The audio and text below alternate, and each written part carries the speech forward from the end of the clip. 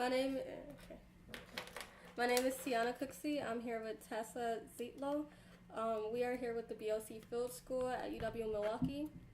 We are here interviewing Shante Hullum at 2828 North 36th Street.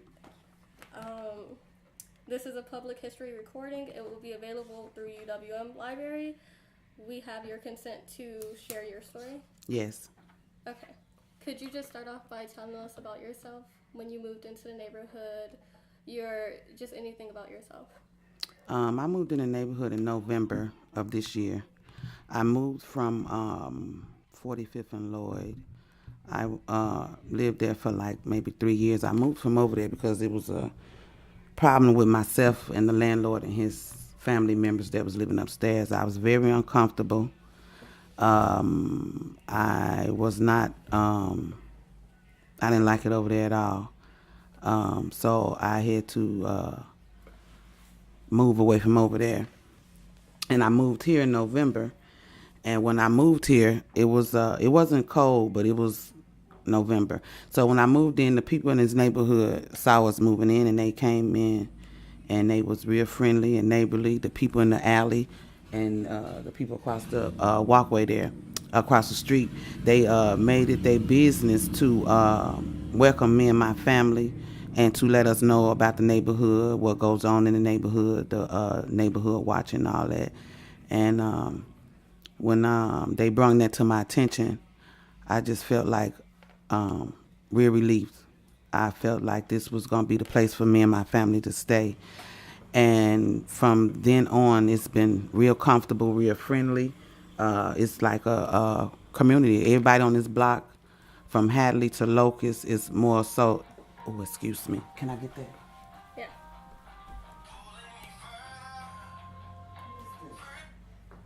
Hello. Okay. Yes, your Maya is ready and waiting.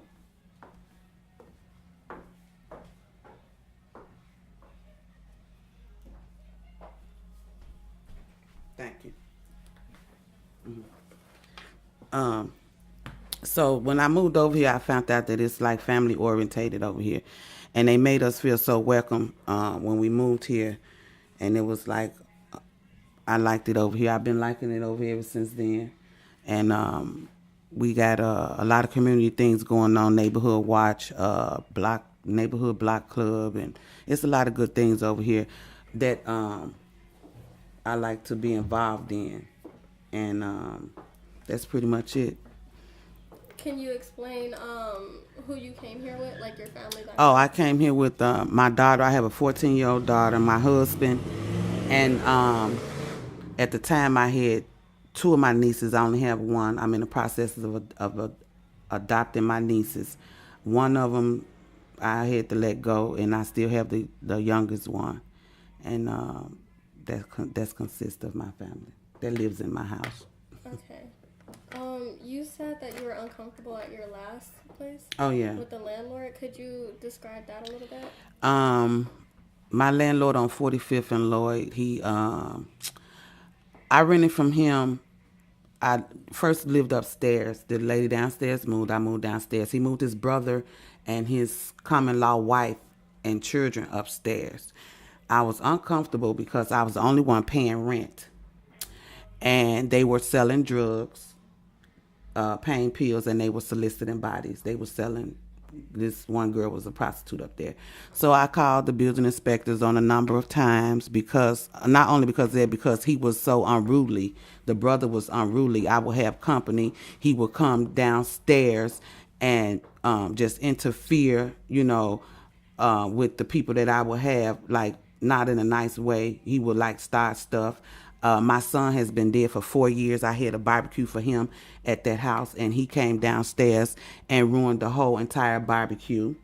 Called the police on us, and that's when I decided it was time to go.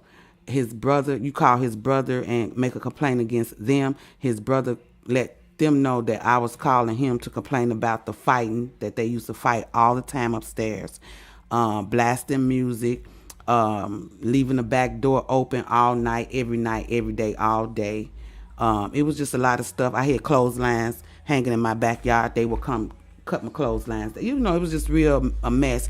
And he wouldn't do anything to them, you know. So I called the building inspector, and the building inspector came in and they inspected the place.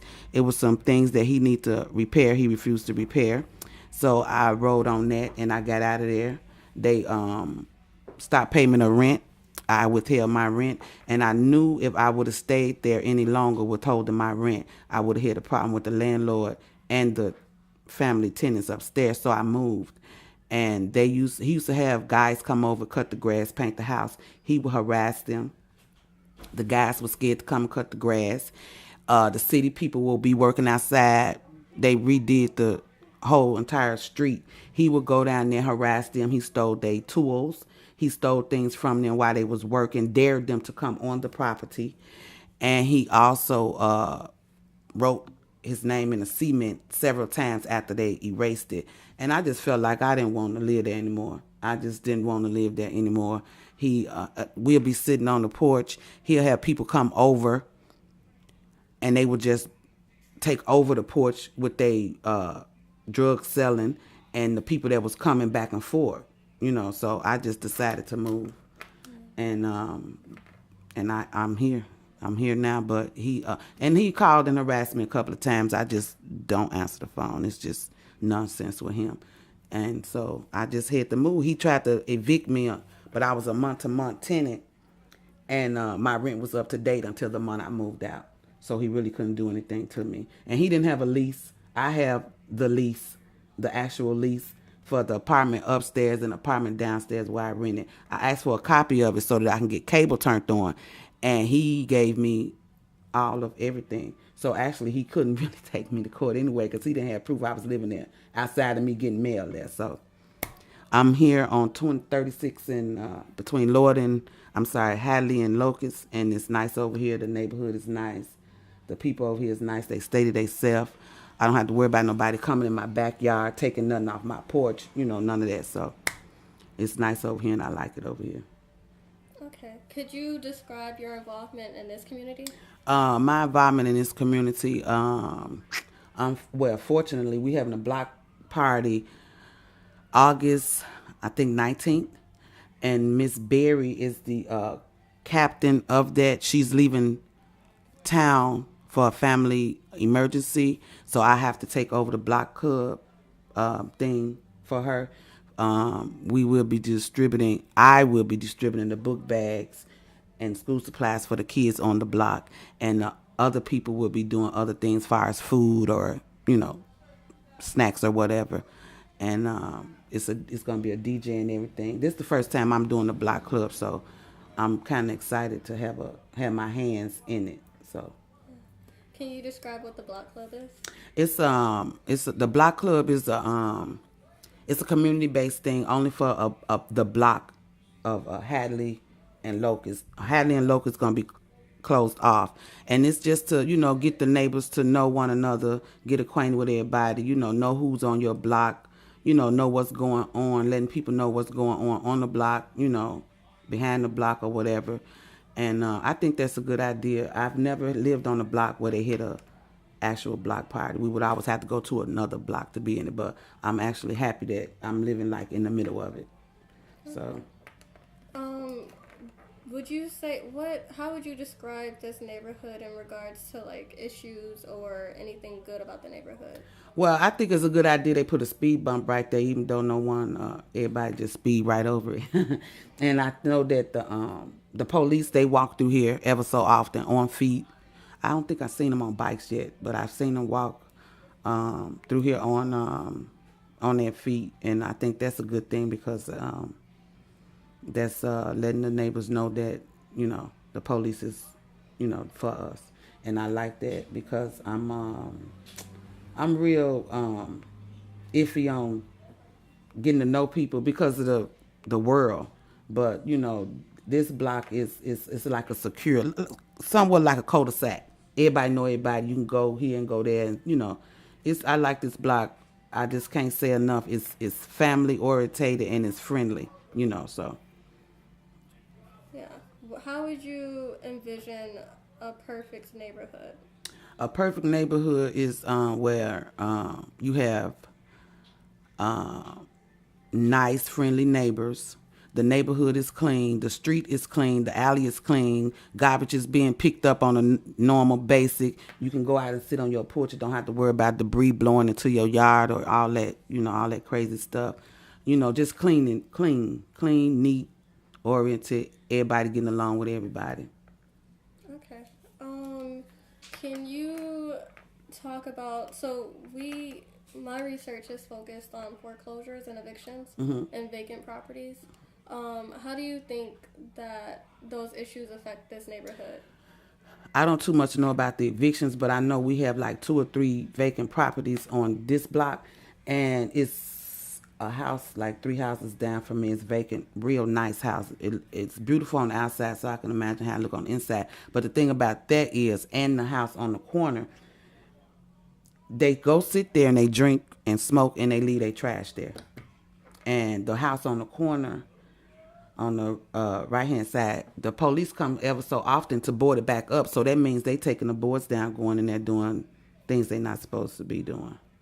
So I don't like the idea of abandoned houses on the block because it's an eyesore for one, and you can hide things in there like dead bodies, drugs, stuff like that. I just don't like the abandoned houses on the block.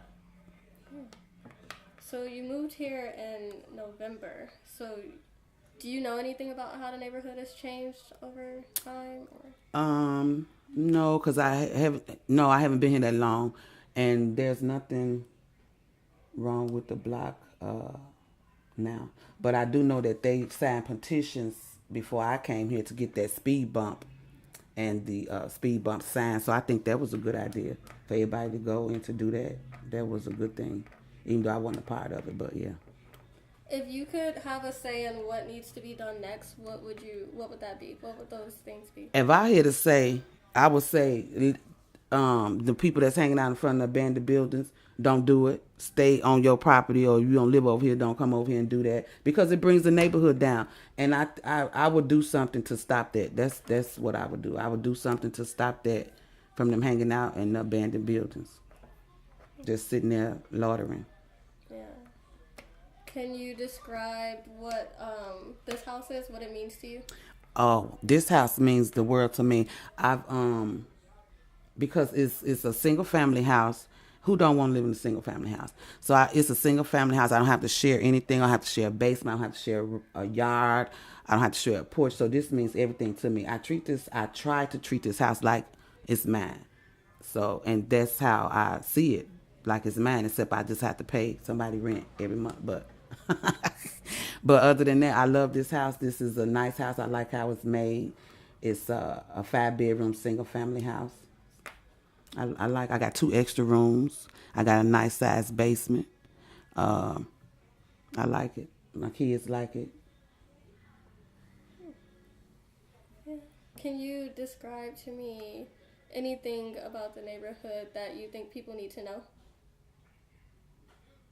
I think they need to know that they don't supposed to be hanging out at them abandoned houses.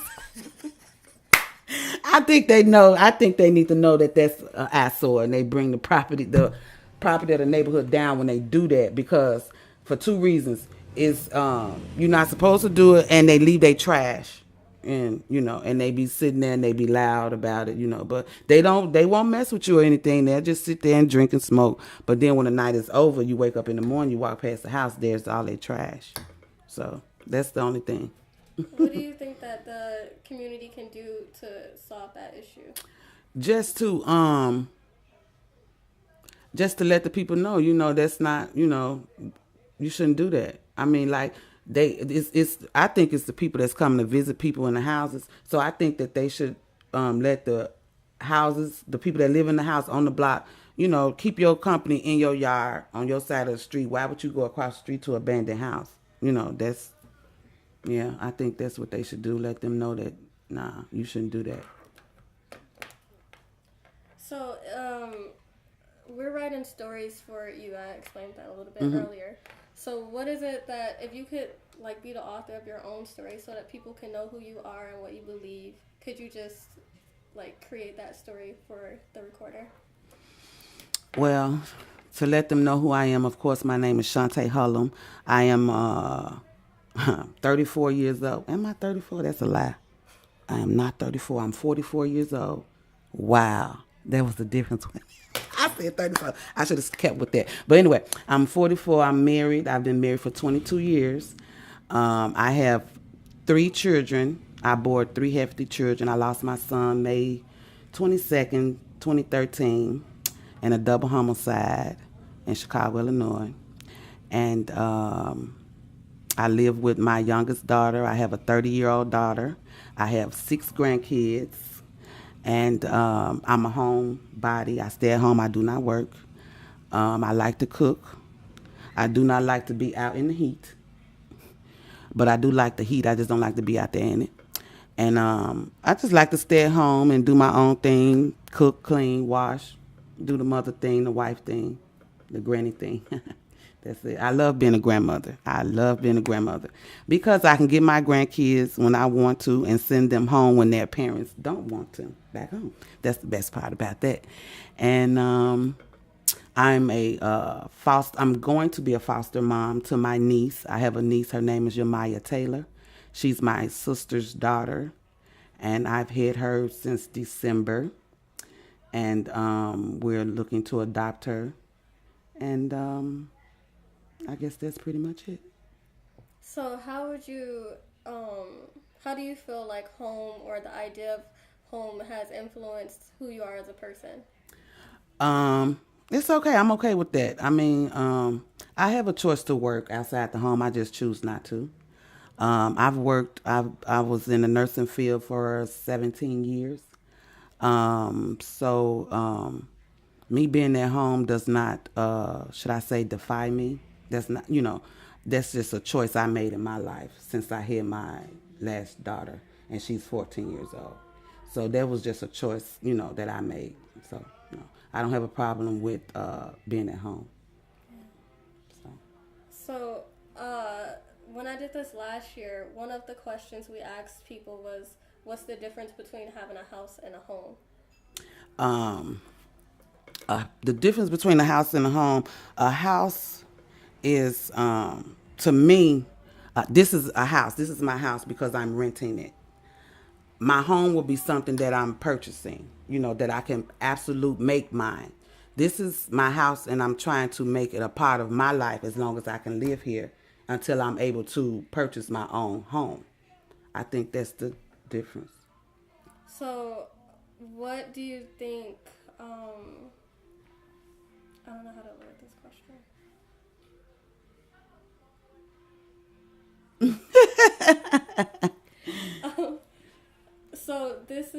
So when you say a house is something that's rented and a home is something you purchase, are you talking about the fact that renting is seen as something that's temporary? Well, for some people it's temporary. Some people it's not. Like, some people are not able to purchase a home. Like myself, I'm not able to purchase a home. So I should probably reword that. A house and a home in so many ways is the same because your house is what you make it and your home is what you make it. And you have to make the best out of both situations. So this is my home, my house. Oh, I'm sorry. This is my home, my house, so yeah. So what are you doing in your house that you feel like is completely your own, even if you don't technically own it? Well, in my house, I'm able to make any changes that I want to. Um, I have a good standing with my landlord, so I'm able to make changes if I need to, and then I can consult them. Like when I first moved in here, it wasn't a hookup for a washer and dryer, so I had to do that on my own, and they were okay with it. Of course, they reimbursed me the money, but stuff like that. Like I can decorate my yard the way that I want to, and that's what I'm do next summer. This is my first summer here, but like I can do my yard how I want to. I can make it mine, the backyard also, and I can like make changes in the basement, or I can lay carpet down, to make it mine. You know, I could just put my finishing, you know, my hand. Ooh, I'm so sorry. I could put my hand on this property and make it, you know, like mine. So. Do you have any plans for the house outside of? Oh yes. I'm it's this store called they just put it out. I think it's called At Home or In Home. It took the place of Kmart. So they sell a lot of yard stuff, you know, for the yards, the porches, you know, stuff like that. So yeah, I have plans for the fix the front yard and the backyard. I got a man coming to look at the yard because the front yard has a big tree and the roots is coming out and I can't mow the grass. So he's gonna come out and show me what I can do with that, so I can put some wood chips and stuff down to cover up those big old ugly branches coming out the ground. So yeah. Do you have any plans for the inside of the house? Yes, I'm going to get all this refurnished, and I'm going to oh, I'm sweating. I'm going to get all this refurnished in a different color, and I'm going to the bathroom upstairs needs it's a floor panel, and I'm going to actually I got a man coming to size that up too. So yeah, I'm got some inside and outside plans for this house. I like this house how it's made because you don't have to put a lot into it. It's just the right size. It's not all huge and spaced out, but it's enough. It's just the right size. So yeah. So what's your favorite area in the house? Of this house? Yeah. Right here. And could you explain why? Because it's like, you know, everything is right there. I can look out the window. I can sit on the couch and look out the window. I can sit there and watch TV. I can see who coming up in my yard or who's not. I can look out there and see people and they can't see me. So that's the best part about it.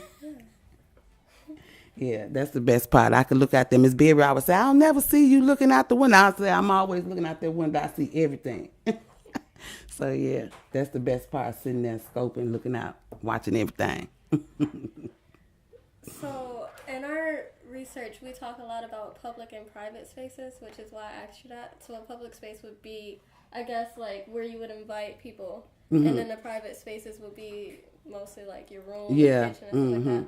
Can you explain where those borders are in your house and how you define that space, those spaces? When when I have company over, we basically be right here or in the kitchen. The cutoff is going upstairs. No one goes upstairs. No one goes upstairs. That's where my girls are. No one goes up there. So that's the cutoff, the upstairs. Yeah, that makes sense.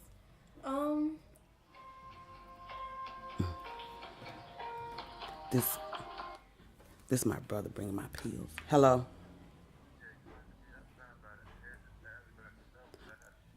Okay. All right. Okay. All right. Okay. All right. Bye. That's my brother. He went to get my pills from Walgreens. They couldn't. I was having problems with my blood pressure, so I couldn't go get them. I had to meet him in the alley, so he could keep going to work. So. Okay. Well, could you just explain to me anything that you think I didn't ask you that you want people to know about you or about your community or about how home or houses influence how you move or interact with people? No, I think that we did pretty good. I really don't interact with people. Miss Berry is actually lucky to actually. Miss Berry is actually lucky to have a conversation with me, period, because I really don't interact with outside people. That's just how I am. I have a real trust issue, and Miss Berry is she ain't gonna let you die down. So she just, and I'm like, okay, she gonna be there, so I'm just gonna have to accept it. So yeah, but everything you asked, and it was right on. I don't have anything to add or subtract. Okay. Do you have anything that you think I missed? I just have a couple questions. One, you talked about modifications that you want to make to the house, but have you done anything already? Yeah, I've done like I put some wood chips out there just to see how it would look, you know, just so I can get the feel of it. And I put some rocks out there, little red rocks out there too. So the house is red and gray. I'm gonna bring out the red because I love red. So I just tried it with the little wood chips and all that just to get a feel of it. So yeah, I've done some things. Like I said, I've done the basement, and I think that's pretty much so far that I've done. Okay. In the house, if you have a workplace, a place where you do a lot of work, where would that be? It would probably be in this room right here, the laundry room, where I have the stuff to wash, and it's a dress room. I have clothes in there. I go in there and dress or whatever. But if I had to do some work, that's where I would be, in there. Okay, and you kind of touched on this already, but as a tenant, how do you take ownership of this as your space? I take ownership on this because I'm not going to let anything happen out of my hands. Like, I'm not going to destroy the property. I'm not going to let anybody come in and destroy the property. When I say that, I mean, like, if I'm having company, I'm not going to let them just, tear a rail off the porch or break a stair or break the doorknob on the door. I'm not going to allow that. That's no. Mm-mm. Let's see. And can you tell me a little bit about the relationships you have with your neighbors? The only relationship I have with my neighbors is hi and bye. How you doing? That's it. No in and out of my house. I'm not going in their house. No. Let's see. And so, would you consider, in terms of space of your property, do you consider there are some pretty strict boundaries for you out in the front there? In terms of your, Mm-mm. No, even though it's a fence there. No. Mm-mm. Mm-mm. let's see.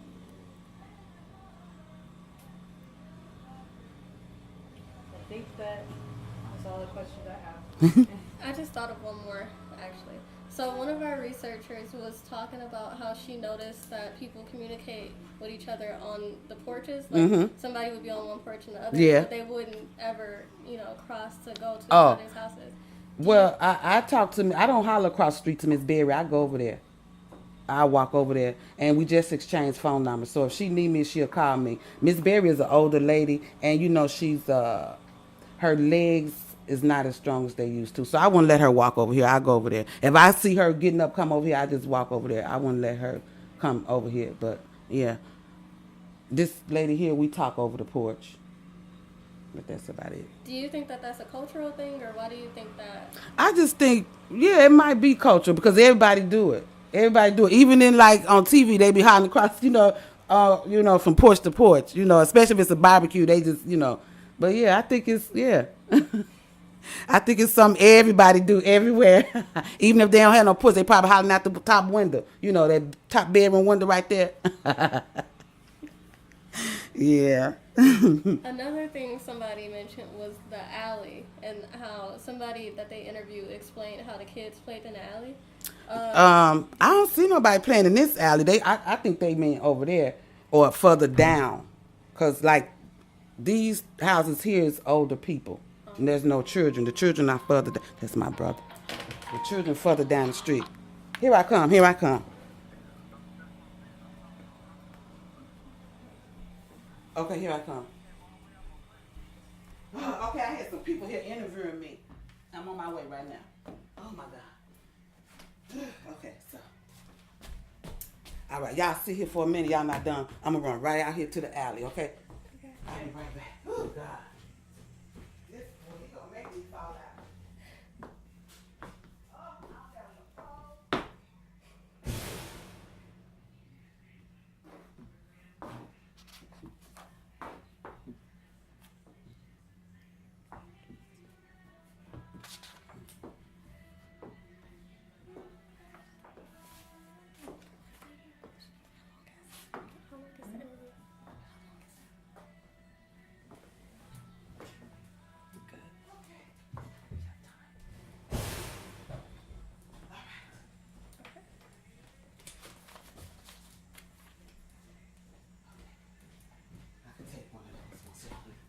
Calm down. Okay. So one of the things that we did first was we measured people's houses. Okay. Would you mind giving us a little tour of the house? You don't have to, but... It don't matter. Okay, and we'll just keep this running, and you could just kind of describe the rooms okay. and You want to start it here? Yeah. This is the living room.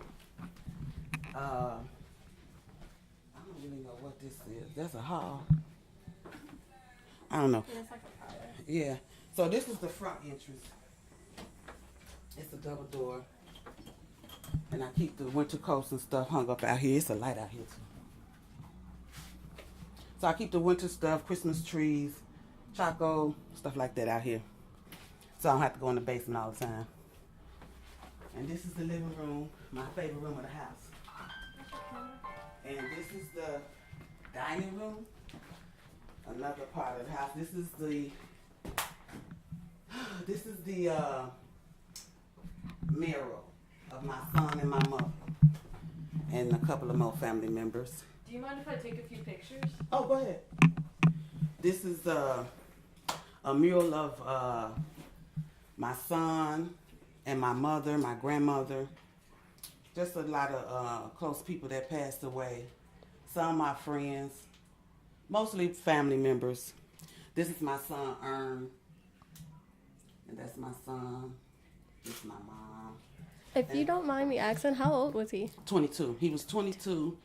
He was in a double homicide with his friend in Chicago. They were actually, they were actually strangled. People always think they were shot up, but no, they weren't shot. They were strangled up. And that was that. Sorry to hear that. Yeah, and here's a picture of my son with his girls, all three of his babies. And that was before, actually I think that was a couple of days before he passed away. And I love dolls. I love porcelain dolls. And